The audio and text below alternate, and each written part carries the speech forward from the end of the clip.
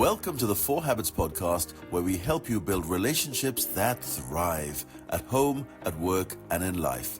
We're Dr. Andrea and Jon Taylor-Cummings, and every week we bring you actionable insights to create meaningful connections and lasting success. So let's dive in. So today we're talking about high-functioning, emotionally intelligent relationships, and it's just right in the sweet spot of what we love talking about. We have the joy of being in conversation with Dr. Dranitsaris. Hope I said that right. Welcome, Anne. Thank you so much. You got it perfectly. Awesome. Thank you for having me. Well, we're really looking forward to the conversation because, we get really excited when there's a like-minded person talking about the stuff that we know is so important to thriving in life. But as the audience knows, before we get into that, Jon will give you a proper introduction, share your background and bio. The bit that I always love doing. Right, so here we go. So Dr. Anne Dranitsaris is a behavioral change therapist, executive coach, and leadership consultant with over 4 decades of experience helping individuals, couples, and leaders build high-functioning, emotionally intelligent relationships. Through her unique blend of neuroscience, psychology, and personality typing, Anne specializes in uncovering the unconscious patterns that sabotage connection, whether at home, in the workplace, or in leadership teams. Absolutely in our sweet spot there. So she's the author of So You Think You Can Lead? Becoming Who You Are Meant to Be in Your Relationships, and also Who Are You Meant to Be? She's also the creator of the Relationship Live series, which draws on MBTI, which is Myers-Briggs, and the Striving Styles framework to help people understand their emotional needs and relational behavior. Anne's mission is to help people break free from self-protective habits, shift their mindset, create secure, meaningful relationships, and achieve authentic potential. Her work is practical, compassionate, and rooted in the belief that knowing ourselves is the first step to truly connecting with others. Powerful. Really And powerful so true. stuff. So true. And we'd love to hear more about your journey, your mission in due course. But I want to jump in with this question around self-protective habits. You said that most of us are protecting ourselves without even knowing it. Yes. What does self-protection look like in the context of relationships, and how does it play out in day-to-day relationships? Self-protection. Yeah, that's a big question. Yeah. Well, from that perspective of just knowing how we develop and grow as human beings, that if we grow up and we're not in the best of circumstances, which many of us are, the home is chaotic. There's insecurities. Our parents try and do the best they can, but they really don't know what they don't know. God bless them. And we grow up trying to adapt to the expectations of others. And we first, as we go into a relationship, we try and figure out how others want us to behave in the situation that we happen to be in. And this is why it spans, whether it's leadership, whether it's as an employee or in a relationship, any relationship that we're in, if we are first thinking, how do I have to behave to be liked? We've disconnected from our authentic self. Mm-hmm. Wow. So we don't actually show up as ourselves. We show up as what I call the imposter persona that we've developed so that other people will accept and like us and meet our survival self-protective needs. Wow. So you mean we're on a stage, we're acting from the get-go. We're acting. Wow. Yes. And this is especially true in relationships where we all know about the honeymoon phase of the relationship. Mm-hmm. The first 3 months is about how long we can actually keep up the facade without having to come into the relationship in some way authentically to try and get our own needs met. Is this when the audience say, I don't like the show anymore, I want my money back? A little bit too honest from the get-go. But I love that start because in any relationship, and especially as leaders, if you're not showing up as your authentic self, it will always be a place of stress and tension, and trying to keep a lid on that as you interact with others, because the real you is screaming to come out, and you're desperately trying to figure out who you need to be and craft that on the go, flying the plane, building the plane as you're flying it, which makes life really hard. Absolutely. And the thing about when we're acting out of our persona, when we're trying to be that quote unquote good leader or good girlfriend or good friend or whatever it is we're trying to be, we're not actually looking at ourselves objectively and saying, what do I need to develop here?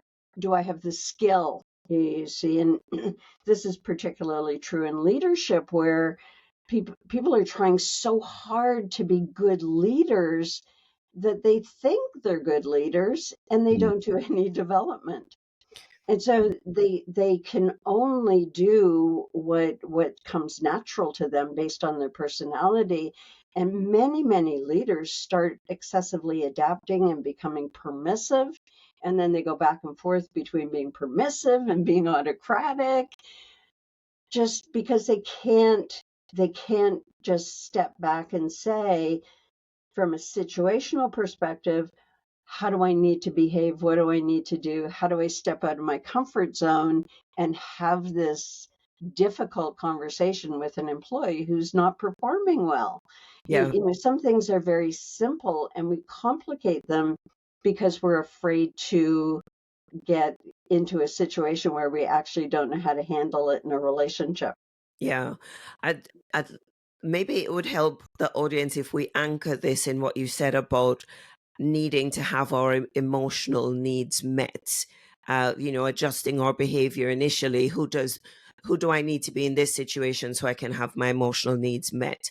What are the kind of primary emotional needs that we have that we need to, I suppose, own more when we're going into relationships or interacting with others?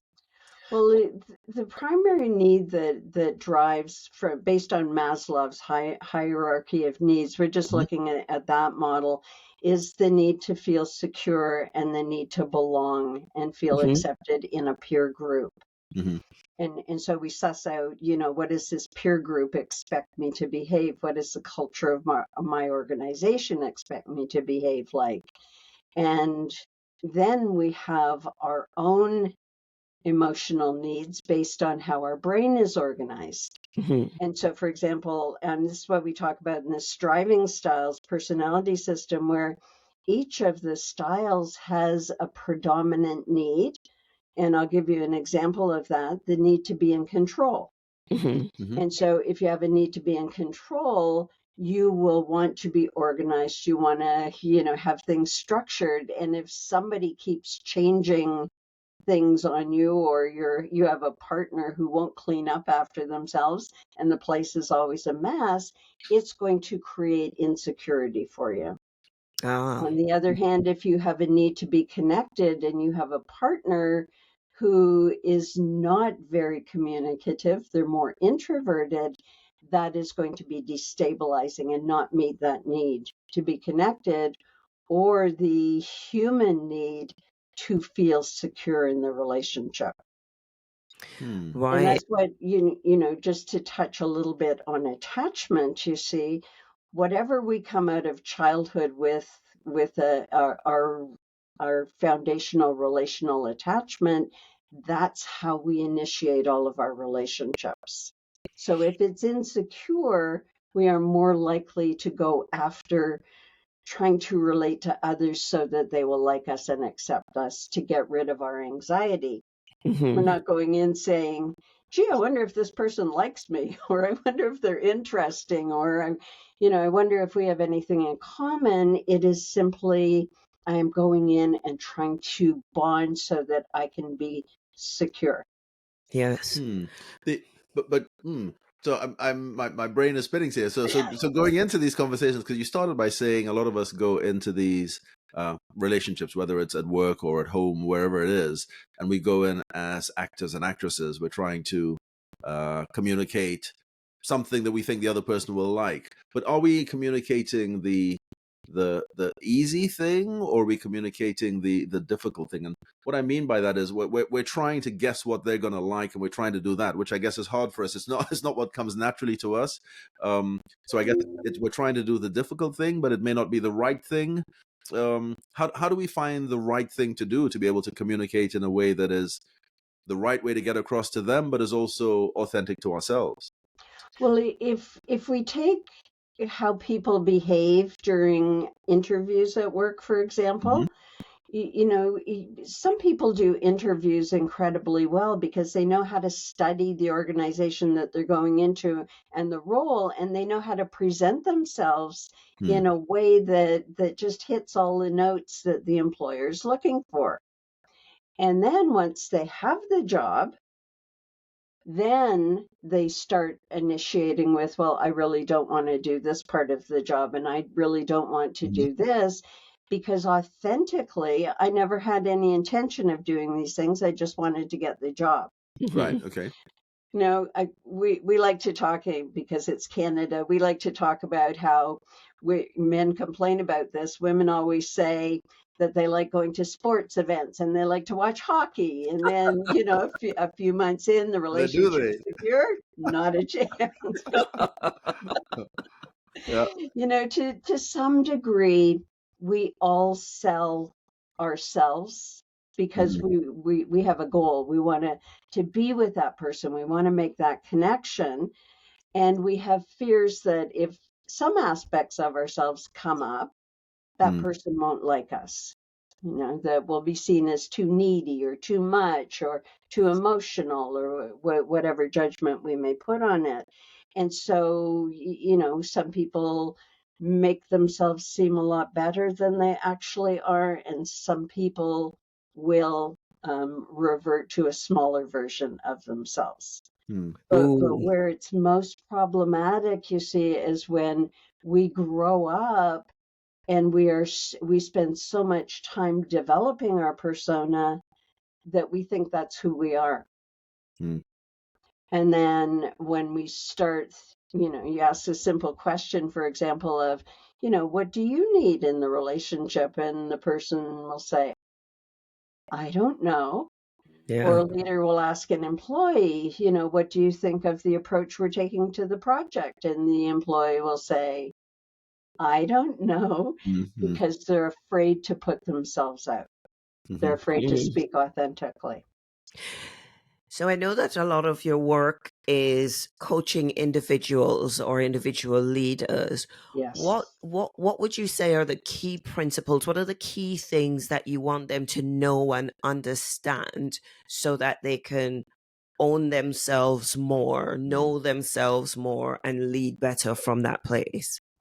Well, the first step in developing emotional intelligence is self-awareness. That Hmm. if we aren't aware of our authentic self, if we're not aware of our emotions and our triggers and our defensive behaviors, it's very hard to get a sense of, what is it that I actually need to develop. Hmm. And many leaders that I've worked with, especially, years ago when I was doing the emotional intelligence assessment, most leaders would say, yes, I'm very emotionally self-aware. And I would ask them, well, tell me about the last time you felt a significant emotional event.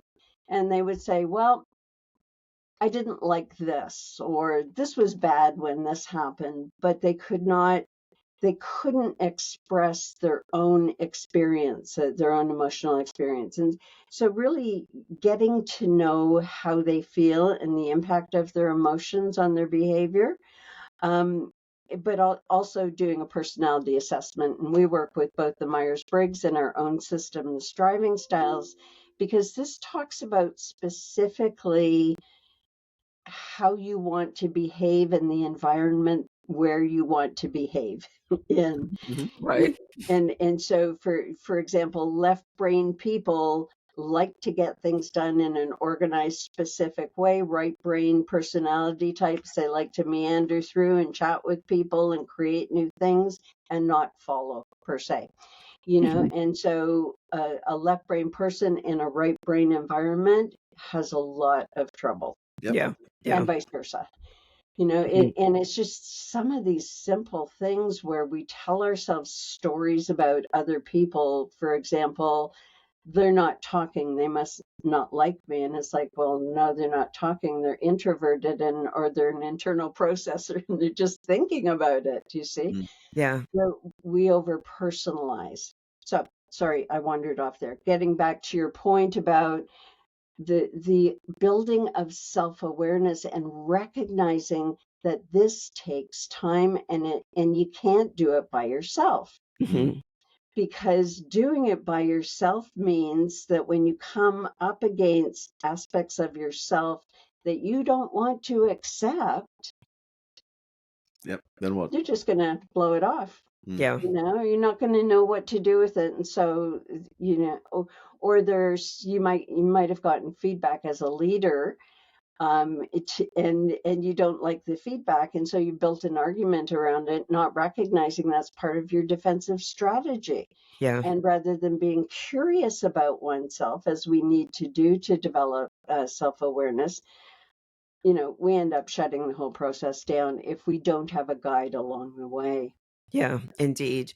And even the flip side of that, I suspect, is helpful, because a guide can help you see the strengths that you have that you really undervalue, Mm. Yes, and stand strong in the things that you naturally bring because of yes. the way you're wired. How did how do people, at what stage do people engage with you? Is it that scenario where they've had a kind of review and discover there's some personal growth journey they need to go on, or are people becoming more proactive about developing themselves emotionally? Yes, to be, yes, people in some circles, people are, and the people that I find, and the leaders that I find that are most likely to initiate with me are entrepreneurs, Ah, Okay. mm-hmm, because they know that they're the problem in their business, mm-hmm, and they know that they need to be doing something different, but they don't know what it is. And so entrepreneurs will seek help oftentimes, and the majority of my experience working with leaders in organizations is that a leadership program has been initiated in the organization, and the leaders come in and participate. right. And it's one of the best case scenarios for leaders doing it as a leadership team, Team, so yeah. everyone is growing together and they're able to deal with their issues at the same time Mm, that they are developing skills in how to talk to each other. yeah, yeah.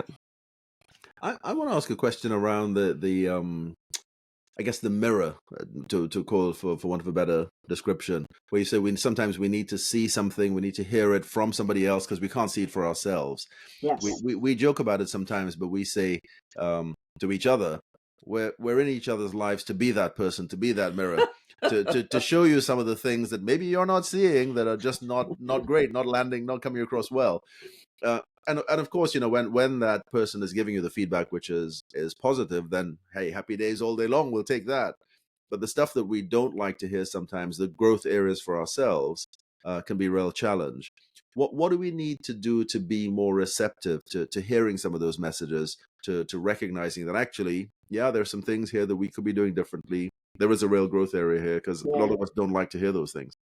Well, and the way you formed this question is absolutely perfect, because we are often in a situations where we're told that we should focus on the positive, and you know, not hurt people's feelings, and Mm, feedback is bad. and, Mm-hmm, and so it takes away that opportunity to develop tolerance mm-hmm, mm, to feedback. And you know, when I present the session, for example, on giving and receiving feedback, I always talk about, you know, building tolerance to it and doing it in a way that is both direct and compassionate.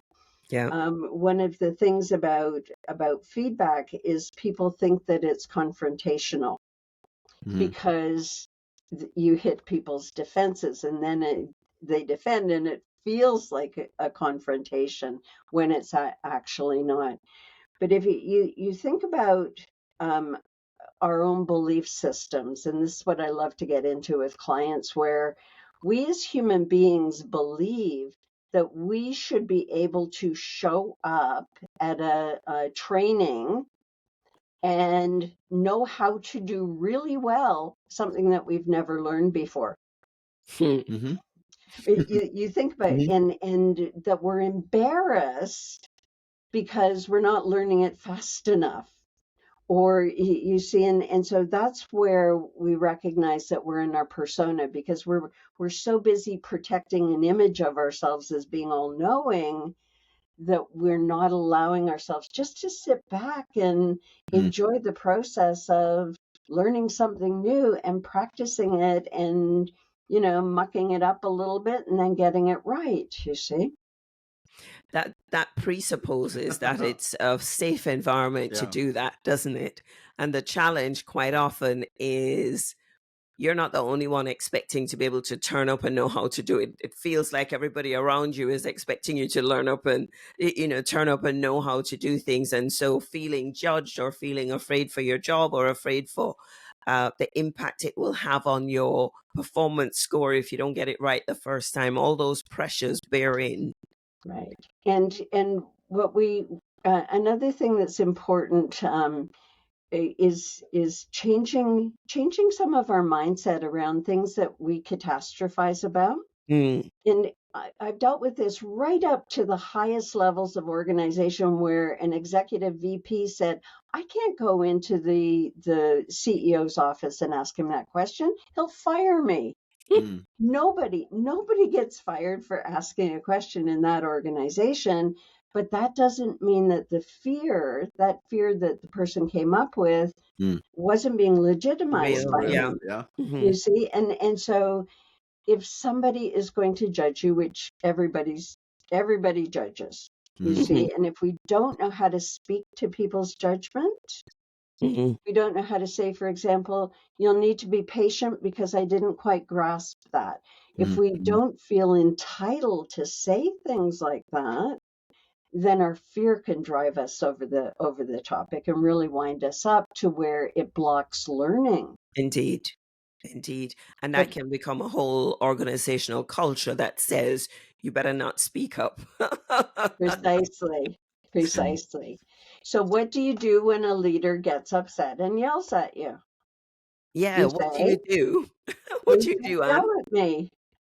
Please don't yell at me. Do you realize you're raising your voice? I can hear you. Yeah, And do indeed. people get fired for that in England?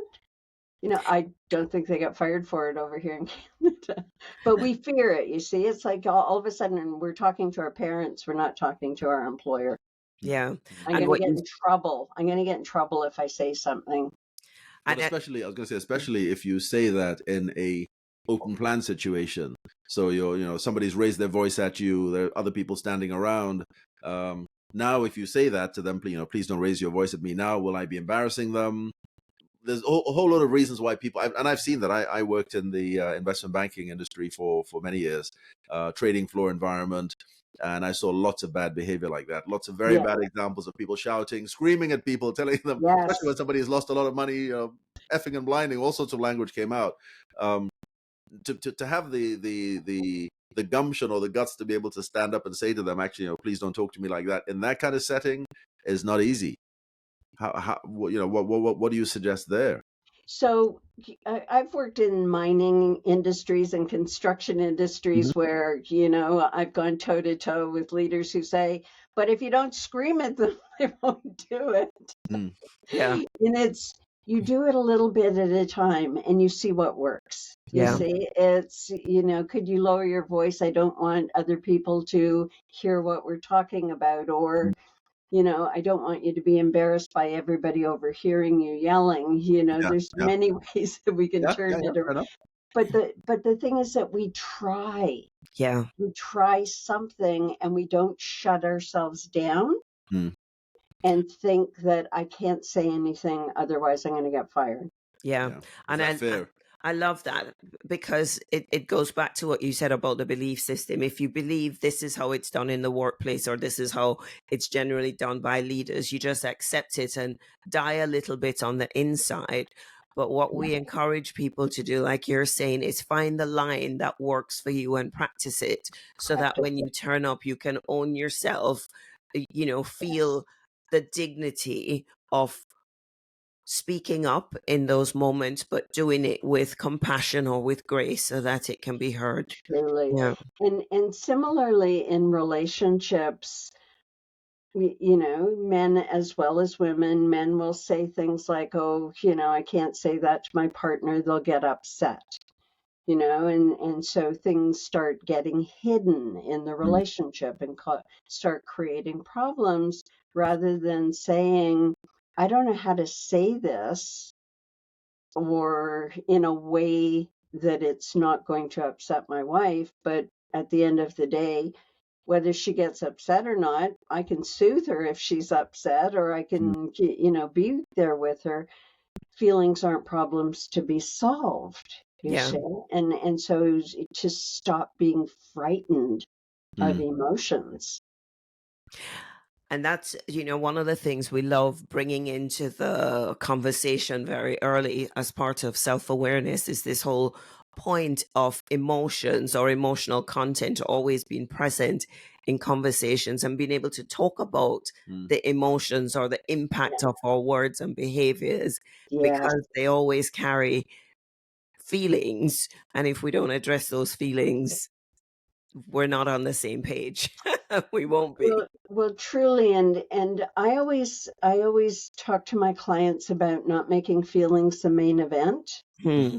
because oftentimes people will say, well, they made me feel X, and I need to go and talk to him or her about how they made me feel. And it's, no, you need to go and talk about the issue Mm, and the impact of their presentation on you, but the emotions are not the main event, because Love the that. minute the minute emotions become the issue, mm. there's no solving it, because emotions can't be solved. Right. Solve the issues, the emotions go away. So what does that look like in practical terms? Because that's exactly where my next question was coming. Um, you're in a situation where things are just feeling scratchy. The relationship feels stuck, whether it's a work relationship, a home relationship. What what do you need to do? How do you address that challenge? What do you say? I don't know if you have any examples that you're able to share of that, but what can people do in those situations is to then move forward to, as you say, not talk about the emotions, talk about the issues. So when you say the relationship feels stuck, what might that be? What might that look like? Something has happened. There's a problem. Maybe they've done that telling off to you. They've spoken to you in a way that you didn't like. You now feel they've spoken down to me. I didn't, and at that situation, I didn't address it. I didn't ask them to not speak to me in that way. I just let it happen, and now I'm feeling bad, and the relation just feel I don't want to be around this person anymore. Um, what's the advice? How should we get back to being in the same zone? Well, it's, with non-defensive communication, again, this is another training that I do for leaders and for my clients one-on-one is this chain reaction of, someone was upset, they talked in a way that Mm, wasn't their best self, and then I react, and then I have feelings, and then I do something that's defensive, and then both of us are coming at each other from our personas, and we're mm. more interested in winning Yep. Mhm. Yep. than solving the issue. And the first step in non-defensive communication is to disengage. And so it's recognizing that we're reacting Hmm. and taking a step back and trying to then go back into the conversation. I know you came at me like this. We can talk about that after, but what is the actual issue? Hmm. What is going on here? And to give a workplace example, or a home example, because this is one that's constant. Hmm. Complaining about someone who's not pulling their weight. Mm-hmm. They're lazy. They're not accountable. They're, all of these judgments are being thrown, and we're winding ourselves up. And then we go and have a conversation and we say, I have an issue with you. You're lazy. Yeah. Okay. Attack. And then you get defenses like crazy. But if you look at it from an issue resolution perspective, it's okay, my issue is they're not contributing, they're not performing to expectations. Mhm. And so, I want to have a conversation with you that you've broken your agreement on how both of us contribute to keeping the house clean. Let's have a conversation about what's going on and how we can resolve this. So it's objective, Hmm. you see. And then you do realize that when you don't do it, I get triggered into my pattern of I have to do everything for everybody, and then I get really wound up and upset. So someone can talk about oneself while owning one's own reactions. Hmm. And the third thing, of course, is to say, the next time you have an issue to raise, it would be really helpful if you frame it in a way that's not laden with emotion in the way that you did.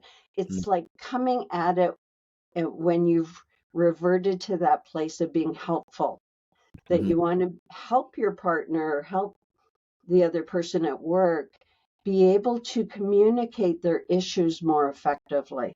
Yeah. And it's almost as if, in saying that, and we've come full circle, because to be able to do that, you have to really know yourself, own your own behavior, and come at conversations from a place of just being confident in who you are and able to clearly talk about the issue. That's pretty grown up stuff. How many, the whole conversation, I think, of emotional intelligence is how do we grow up in our own responses Well, exactly right. and behavior. It's It's about exactly right. responding well, and not just reacting in our selfish way, saying, I want to win this. This is what comes Exactly. up. Grown up stuff, as you say. Well, and that's a difference between the persona always wants to win because it's trying to preserve its image of itself, you see. And, years ago, I started working with couples and talking about what are your relationship rules. And most of the time, people reacted saying, we don't have any rules, as though it was offensive to think about having agreements between them that they were both going to be held accountable to. Or that would take all the romance out of our relationship if we had rules. And it's like, there's no sense of, if we don't own our psychological contracts, these contracts that we have, we make stuff up. Yeah. And then, I do this, you're not doing this, you're bad. Yeah. And it wasn't shared in the first place, right? Shared. Yeah, we like to talk about ground rules. Yes. What are the ground rules? The terms of engagement, especially when there's misunderstanding, and the True. boundaries that you won't cross, which is what we discussed. Like, never going to hit each other or threaten divorce or storm out of the house were some of the ones that we had agreed to up front. Well done. Yes. Yeah. There's so much, Anne, that we would love to go into, but we're conscious of time. Is there anything that we haven't touched on yet that you were keen to share with the audience, or that you really, passionate about people understanding this one thing before we leave? Well, the one thing that I try and help people understand is that each of us has purpose and potential in our authentic self.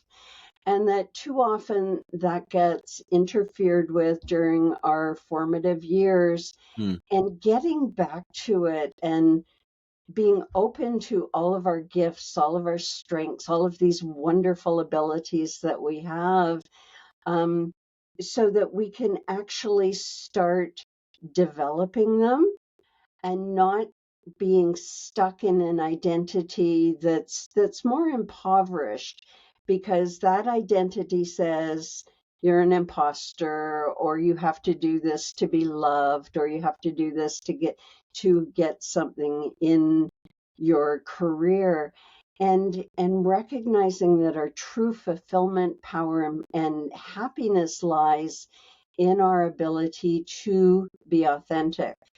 Yeah. And that doesn't mean that we're selfish. It means that it's a starting place to develop and mature our authentic self. Amazing. Yeah. And I know you have a question. Well, But I just want to pick up on the back of that, actually, which is just to say, on that journey, what is one thing that we can all be doing to help us be more authentic, to get in touch with our authentic selves, to find out who we are, really? What's one thing in particular? Spending time with ourselves. Oh boy. So, the person that we most tend to neglect, if we've been neglected as children, is ourselves. And so we don't take time even for a therapy or a coaching session. We don't take time to call a friend and just say, I've been thinking about this. We don't journal or meditate, or we create routines for preserving our health and taking care of ourselves that we don't follow, because we'll honor our commitments to everyone else, but we don't do it to ourselves, you see. And it's spending time every day nurturing ourselves and understanding what we're feeling and what our experience of our life in that day actually was. Well, you got me challenged there. I'm just thinking maybe I should be keeping a journal of the things at the end of the day, things that I'm proud of and things that I'm not so proud of. Yes, absolutely. You've converted one more, and you've converted one more. I wanted to ask a similar question, but to go further back. What is it that we need to be teaching young children, either in schools or as parents? What's the thing that we need to help our young ones understand so that they develop with more confidence, more emotional intelligence, more ability to own who they are and stand strong in that? I think, and this is such a big question, because as a secure bond, and just being there for a child honestly and authentically, and not raising a child to believe that everything that they do is the cat's meow, and that the teachers are wrong, and everyone else is right. Like just being authentic ourselves and giving feedback, holding boundaries, giving consequences, not punishment, consequences, that creates security. It's giving too much authority to a child too young that causes them to believe that they're not on solid ground, because parents are in fact a child's executive function.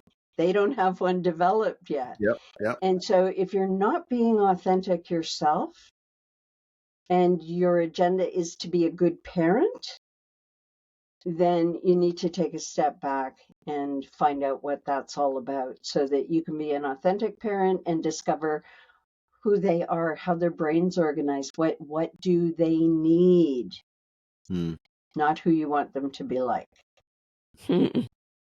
So Too big again, a we need to question be. to come to one thing. Sorry, I don't I think know, I answered that very well. but what you're saying there is we need to be so intentional about our own grown-up state of how we turn up as a parent, as a leader, as a person in society, so that we can give the best version of who we are, even when there's misunderstanding, and be comfortable knowing that there is always a growing edge. There's always something else to learn. Absolutely. The investment in being a good parent, based on an idealized version of what a parent is very problematic in our society, over in North America in particular. And I think the same applies in a work setting as well, where the message to the other person is, I am genuinely doing what is the right thing for you to grow as a person, rather than just what I need in the situation, or what's the best thing for me.